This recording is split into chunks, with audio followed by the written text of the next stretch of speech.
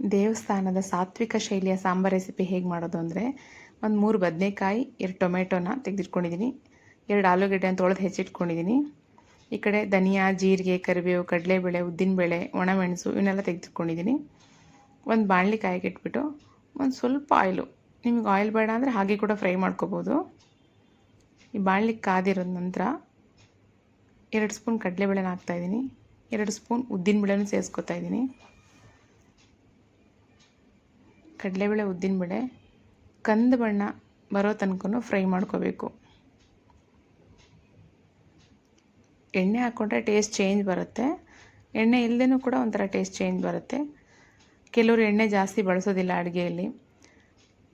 ಉಡುಪಿ ಸೈಡಲ್ಲಿ ಎಣ್ಣೆ ಪ್ರತಿಯೊಂದಕ್ಕೂ ಬಳಸಲ್ಲ, ಹಾಗಾಗಿ ನಾನು ಕಡಿಮೆ ಎಣ್ಣೆನ ಬಳಸ್ಕೊಂಡು ಇದು ಮಾಡ್ತಾಯಿದ್ದೀನಿ. ನೋಡಿ, 2 ಸ್ಪೂನಷ್ಟು ಧನಿಯಾ ಕಾಳನ್ನು ಸೇರಿಸ್ಕೊತಾ ಇದ್ದೀನಿ. ಇಲ್ಲಿ ಪೌಡರ್ ಬಳಸಿದ್ರೆ ಟೇಸ್ಟ್ ಚೇಂಜ್ ಬರುತ್ತೆ, ಪೌಡರ್ ಬಳಸೋ ಅವಶ್ಯಕತೆ ಇಲ್ಲ, ಧನಿಯಾ ಕಾಳನ್ನೇ ಬಳಸಿ. ಈಗ 2 ಕಡ್ಡಿಯಷ್ಟು ಕರಿಬೇವನ್ನ ಹಾಕೋತಾ ಇದ್ದೀನಿ. ಈಗ 10 ರಿಂದ 15 ಬ್ಯಾಡಗಿ ಮೆಣಸಿನ್ಕಾಯಿನೇ ಹಾಕೋಬೇಕು. ನಮ್ಮ ಉಡುಪಿ ಕಡೆ ಘಟ್ಟದ ಮೆಣಸು ಅಂತ ಕರೀತಾರೆ.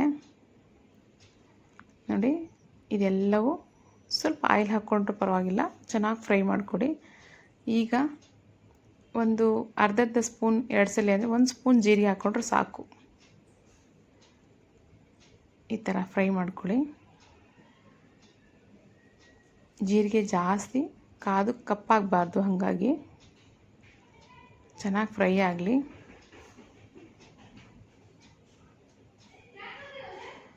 ಅದು ಯಾವುದೇ ಪದಾರ್ಥಗಳು ಕಪ್ಪಾಗಬಾರ್ದು, ಜಸ್ಟ್ ಫ್ರೈ ಆಗಬೇಕಷ್ಟೇ.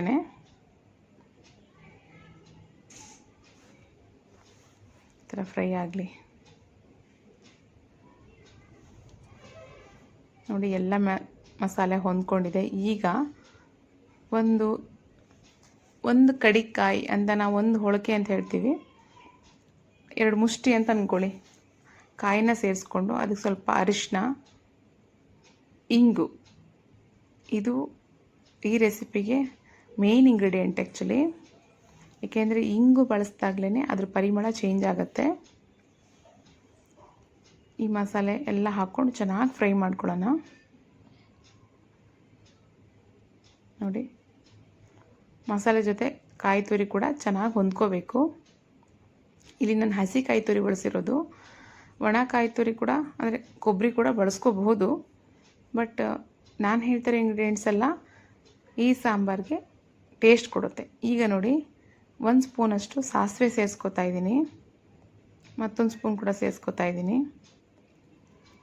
ಯಾಕೆ ಸಾಸಿವೆನ ಲಾಸ್ಟಿಗೆ ಹಾಕ್ಕೊಂಡಿದ್ದೀನಿ ಅಂದರೆ, ಸಾಸಿವೆ ಇದರಲ್ಲಿ ಕಪ್ಪಾಗಬಾರ್ದು. ಸಾಸಿವೆ ಜಾಸ್ತಿ ಫ್ರೈ ಆಗೋದು ಕೂಡ ಅವಶ್ಯಕತೆ ಇಲ್ಲ. ಸಾಸಿವೆ ಹಸಿ ವಾಸನೆ ಸ್ವಲ್ಪ ಫ್ರೈ ಆದರೆ ಸಾಕು. ಈ ಕಾಯಿ ತುರಿ ಮಧ್ಯದಲ್ಲಿ ಅದ್ರ ಟೇಸ್ಟೇ ತುಂಬ ಚೆನ್ನಾಗಿ ಬರುತ್ತೆ. ಇದನ್ನು ಟ್ರೈ ಮಾಡಿ ನೋಡಿ. ಈಗ ಒಂದು ನಿಂಬೆಹಣ್ಣಿನ ಗಾತ್ರದಷ್ಟು ಹುಣಸೆ ಹಣ್ಣನ್ನು ಸೇರಿಸ್ತಾ ಇದ್ದೀನಿ. ಈಗ ನೋಡಿ, ಒಂದು ನಿಂಬೆಹಣ್ಣಿನ ಗಾತ್ರದಷ್ಟು ಬೆಲ್ಲ ಕೂಡ ಸೇರಿಸ್ಕೊತಾ ಇದ್ದೀನಿ. ಇದ್ರ ಜೊತೆಗೇ ಒಂಚೂರು ಫ್ರೈ ಆಗಲಿ. ಈಗ ನೋಡಿ, ಮಸಾಲೆ ರೆಡಿಯಾಗಿದೆ. ಇದಕ್ಕೆ ನಾನು ಈರುಳ್ಳಿ ಬೆಳ್ಳುಳ್ಳಿನ ಬಳಸ್ತಾ ಇಲ್ಲ, ಯಾಕೆಂದರೆ ಸಾತ್ವಿಕವಾದ ಸಾಂಬಾರು ರೆಸಿಪಿ ಆಗಿರೋದ್ರಿಂದ ಈರುಳ್ಳಿ ಬೆಳ್ಳುಳ್ಳಿ ಹಾಕೋ ಅವಶ್ಯಕತೆ ಇಲ್ಲ. ಈಗ ಒಂದು ಬಾಣಲಿ ಇಟ್ಕೊಂಡು ಅಥವಾ ಒಂದು ಪಾತ್ರೆ, ನೀವೇನು ಸಾಂಬಾರು ಮಾಡ್ತಿಲ್ಲ ಅದಕ್ಕೆ ಸ್ವಲ್ಪ ಎಣ್ಣೆ, ಸಾಸಿವೆ, ಜೀರಿಗೆ, ಕರಿಬೇವು, ಇಂಗು ಇದನ್ನು ಸೇರಿಸ್ಕೊತಾ ಇದ್ದೀನಿ. ಟೊಮೆಟೊ ಹಾಕ್ತಾಯಿದ್ದೀನಿ. ಇಲ್ಲೂ ಕೂಡ ನಾನು ಎಣ್ಣೆ ಜಾಸ್ತಿ ಹಾಕಿಲ್ಲ. ಈಗ 2 ಟೊಮೆಟೊನ ಹಾಕ್ಬಿಟ್ಟು ಚೆನ್ನಾಗಿ ಫ್ರೈ ಮಾಡ್ಕೊತಾ ಇದ್ದೀನಿ. ಈ ಥರ ಟೊಮೆಟೊ ಸ್ವಲ್ಪ ಮೆತ್ತಗಾಗಲಿ. ಟೊಮೆಟೊ ಮೆತ್ತಗಾದಮೇಲೆ ಆಲೂಗಡ್ಡೆ ತೊಳೆದಿತ್ತು ಹೆಚ್ಕೊಂಡಿದ್ವಲ್ಲ ಅದನ್ನು ಸೇರಿಸ್ತಾ ಇದ್ದೀನಿ. ಯಾಕೆಂದರೆ ಆಲೂಗಡ್ಡೆ ಅಷ್ಟು ಬೇಗ ಏನು ಮೆತ್ತಗಾಗಲ್ಲ. ಸ್ವಲ್ಪ ಅದು ಮೆತ್ತಗಾದಮೇಲೆ ನಾವು ಉಪ್ಪನ್ನು ಸೇರಿಸ್ಕೊತಾ ಇದ್ದೀನಿ, ಸ್ವಲ್ಪ ಅರಿಶಿನ ಪುಡಿ. ಇದ್ರ ಜೊತೆ ಚೆನ್ನಾಗಿ ಹೊಂದ್ಕೊಳ್ಳಿ, ಫ್ರೈ ಆಗಲಿ ಇದು.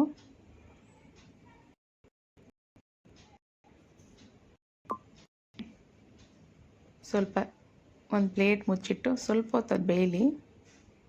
ನೋಡಿ, ಚೆನ್ನಾಗಿ ಬೆಂದಿದೆ. ಈಗ ನಾವು ಬದನೆಕಾಯಿ ಅಂದರೆ ನಮ್ಮ ಕಡೆ ಗುಳ್ಳ ಅಂತಾರೆ, ಇದನ್ನು ಸೇರಿಸ್ಕೊತಾ ಇದ್ದೀವಿ ನೋಡಿ. ಇದು ನಾರ್ಮಲ್ ಸ್ವಲ್ಪ ಕಲರ್ ಬ್ರೌನ್ ಇದು ಬರುತ್ತಲ್ಲ, ಪರ್ಪಲ್ ಕಲರ್ ಬದನೆಕಾಯಿ ಆ ಥರದ್ದಲ್ಲ, ಇದು ಉಡುಪಿ ಗುಳ್ಳ ಅಂತ ಕರೀತಾರೆ. ನೀವು ನಾರ್ಮಲ್ ಬದನೆಕಾಯಿ ಕೂಡ ಬಳಸ್ಕೋಬೋದು. ಈ ಥರ ಫ್ರೈ ಮಾಡಿಕೊಂಡು ಒಂದು ಸ್ವಲ್ಪ ನೀರು ಸೇರಿಸ್ಕೊಳ್ಳೋಣ, ಯಾಕೆಂದರೆ ಬದನೆಕಾಯಿ ಮತ್ತು ಆಲೂಗಡ್ಡೆ ಒಟ್ಟಿಗೆ ಬೇಯಬೇಕು. ಇದಕ್ಕೆ ಸ್ವಲ್ಪ ಉಪ್ಪನ್ನು ಸೇರಿಸ್ಕೊತಾ ಇದ್ದೀನಿ ನೋಡಿ. ಫ್ರೈ ಆದಮೇಲೆ ಪ್ಲೇಟ್ ಮುಚ್ಚಿಡೋಣ. ಚೆನ್ನಾಗಿ ಕುದ್ದಿದೆ ಈಗ ನಾನು ಯಾವುದೋ ಒಂದು ಸೊಪ್ಪು, ಅಂದರೆ ನನ್ನ ಹತ್ರ ಇದ್ದಿದ್ದು ಹರವೆ ಸೊಪ್ಪು, ನೀವು ಯಾವುದೇ ಸೊಪ್ಪು ಕೂಡ ಬಳಸ್ಕೋಬೋದು. ಸ್ವಲ್ಪ ಫ್ರೈ ಆದಮೇಲೆ ನಾವೇನು ಮಸಾಲೆ ರೆಡಿ ಮಾಡ್ಕೊಂಡಿದ್ವಿ ಅದನ್ನು ರುಬ್ಬಿ ಇದಕ್ಕೆ ಸೇರಿಸ್ಕೊತಾ ಇದ್ದೀನಿ ನೋಡಿ. ಎಷ್ಟು ಬೇಕಷ್ಟು, ತುಂಬ ನೀರು ಬೇಡ, ಗಟ್ಟಿಯಾಗಿರಬೇಕು. ಸ್ವಲ್ಪ ಉಪ್ಪು ಸೇರಿಸ್ತಾ ಇದ್ದೀನಿ. ಇದು ಸ್ವಲ್ಪ ತಿಕ್ನೆಸ್ ಜಾಸ್ತಿ ಇದ್ರೇ ಟೇಸ್ಟ್ ಚೆನ್ನಾಗಿ ಬರುತ್ತೆ. ಜೊತೆಗೆ ಮಸಾಲೆ ಕೂಡ ತುಂಬ ನೈಸ್ ಆಗಬಾರ್ದು, ಸ್ವಲ್ಪ ತರಿ ತರಿ ಇರಬೇಕು. ಸ್ವಲ್ಪ ಹೊತ್ತು ಕುದೀಲಿ. ಪ್ಲೇಟ್ ಮುಚ್ಚಿಟ್ಟಿದ್ದೀನಿ ನೋಡಿ. ತುಂಬ ಚೆನ್ನಾಗಿ ಕುದೀತಾ ಇದೆ. ಫ್ಲೇವರ್ ಕೂಡ ತುಂಬ ಚೆನ್ನಾಗಿದೆ, ಘಮ ಘಮ ಅಂತ ಬರ್ತಾ ಇದೆ. ಮೇಲ್ಗಡೆ ಸ್ವಲ್ಪ ಕೊತ್ತಂಬರಿ ಸೊಪ್ಪು ಉದುರಿಸಿದ್ರೆ ರೆಡಿ ಆದಂಗೆ. ಬೇಕಾದಲ್ಲಿ ಕೊಬ್ಬರಿ ಎಣ್ಣೆದು ಒಗ್ಗರಣೆ ಹಾಕ್ಕೋಬೋದು. ಈಗ ನಾನು ಒಂದು ಪ್ಲೇಟಿಗೆ ಸರ್ವ್ ಮಾಡ್ಕೊತಾ ಇದ್ದೀನಿ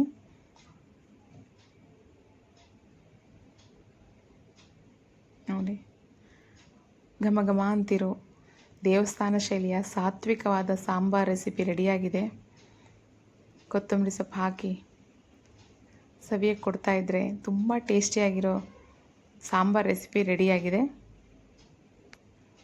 ನೀವು ಟೇಸ್ಟ್ ಮಾಡಿ, ಟ್ರೈ ಮಾಡಿ, ನಮಗೂ ಕೂಡ ಸಪೋರ್ಟ್ ಮಾಡಿ.